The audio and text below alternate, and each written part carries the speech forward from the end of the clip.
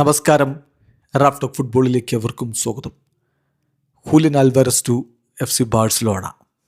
ഈ ഡീലിൽ എന്ത് സംഭവിച്ചു? ഇപ്പോഴത്തെ ബാഴ്സയുടെയും അത്ലറ്റിക്കോ മാഡ്രിഡിൻ്റെയും നിലപാടെന്താണ്?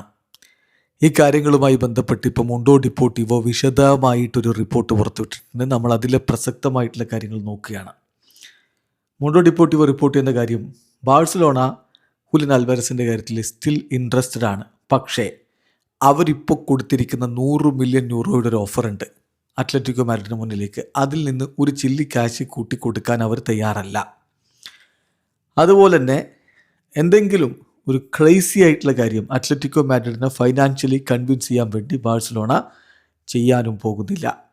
അതായത് without signing another striker, Barcelona Atletico Madrid ഇപ്പം ഹൂലിയൻ ആൽവാരസിനെ വിട്ടുകൊടുത്തില്ലെങ്കിൽ ബാഴ്സലോണ പുതിയൊരു സ്ട്രൈക്കറെ സൈൻ ചെയ്യാതെ തന്നെ അടുത്ത സീസണിലേക്ക് പോകും. കാരണം ബാഴ്സലോണ വിശ്വസിക്കുന്നത് ടോപ്പ് സ്ട്രൈക്കേഴ്സ് ഇപ്പം അത്ര അവൈലബിൾ അല്ല, റീസണബിൾ പ്രൈസിന് അവൈലബിൾ അല്ല എന്ന് തന്നെയാണ് അവരിപ്പം വിശ്വസിക്കുന്നത്. ഹൂലിയനെ കിട്ടിയാൽ ഓക്കെ, ഹൂലിയൻ ഇല്ലെങ്കിൽ മറ്റൊരു സ്ട്രൈക്കറെ അവരിപ്പോൾ ഇനി സൈൻ ചെയ്യാൻ പോകുന്നില്ല.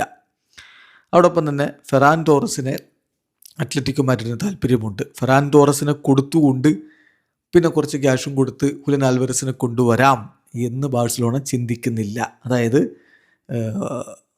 ഒരു താരത്തെ കൊടുത്ത് മറ്റൊരു താരത്തെ വേണ്ട എന്നുള്ള നിലപാടിൽ തന്നെയാണിപ്പോൾ ബാഴ്സലോണ നിൽക്കുന്നത്. അത്ലറ്റിക്കോ മാഡ്രിഡ് കറൻ്റ്ലി ഹൂലിയൻ ആൽവാരസിനെ ബാഴ്സലോണക്ക് കൊടുക്കാൻ തയ്യാറല്ല എന്നുള്ളതാണ് യാഥാർത്ഥ്യം. അവർ വേണമെങ്കിൽ PSG-യുമായിട്ടും ആഴ്സണലുമായിട്ടും നെഗോസിയേഷൻസ് നടത്താൻ തയ്യാറാണ്. ആ ക്ലബ്ബുകൾക്ക് താരത്തിൽ താല്പര്യവുമുണ്ട്. അതേസമയം ആഴ്സണലാണെങ്കിൽ വിക്ടർ ഗ്യോക്കറസിനെ ഉൾപ്പെടുത്തിക്കൊണ്ടുള്ളൊരു ഡീല് നടക്കാനുള്ള സാധ്യതയുണ്ട് എന്നുകൂടി മുണ്ടോ ഡിപ്പോർട്ടിവോ റിപ്പോർട്ട് ചെയ്യുന്നു. ഏതായാലും ഹൂലിയൻ ആൽവാരസ് ഓഗസ്റ്റ് 10 അത്ലറ്റിക്കോ മാഡ്രിഡിൽ റീജോയിൻ ചെയ്യുമെന്നാണ് പ്രതീക്ഷിക്കുന്നത്. അത് കഴിഞ്ഞിട്ട് താരം വീണ്ടും പുറത്തേക്ക് പോകാൻ ആക്റ്റീവ്ലി പുഷ് ചെയ്യുമെന്നുള്ള പ്രതീക്ഷയിലാണ് ബാഴ്സലോണ നിൽക്കുന്നത്. ചുരുക്കി പറഞ്ഞാൽ ഇന്നത്തെ മുണ്ടോ ഡിപ്പോർട്ടിവോയുടെ റിപ്പോർട്ടിൻ്റെ രത്ന ചുരുക്കം നമ്മൾ പോയിൻ്റ് ബൈ പോയിൻ്റ് പറഞ്ഞാൽ ഇങ്ങനെയാണ്. ഒന്ന്, ബാഴ്സലോണയ്ക്ക് ഹൂലിയൻ ആൽവാരസ് ടോപ്പ് ടാർഗറ്റ് തന്നെയാണ്. Player remains their main target. പക്ഷേ 100 മില്യൺ യൂറോയിൽ ഒരു ചില്ലി ക്യാഷ് കൂടുതൽ കൊടുക്കില്ല. ബാഴ്സലോണ ഒരു പ്ലെയറെയും അത്ലറ്റിക്കോ മാഡ്രിഡിന് ഓഫർ ചെയ്യുന്നില്ല. ഹൂലിയൻ വന്നില്ലെങ്കിൽ ബാഴ്സലോണ മറ്റൊരു സ്ട്രൈക്കറെ സൈൻ ചെയ്യില്ല. ഇപ്പം മറ്റൊരു സ്ട്രൈക്കർ ഇല്ല എന്ന് വിചാരിച്ച് ബാഴ്സലോണ പാനിക് ആവാൻ പോകുന്നില്ല. അത്ലറ്റിക്കോ മാഡ്രിഡ് നിലവിൽ ബാഴ്സലോണയുമായിട്ട് നെഗോഷിയേറ്റ് ചെയ്യാൻ റിഫ്യൂസ് ചെയ്യുകയാണ്.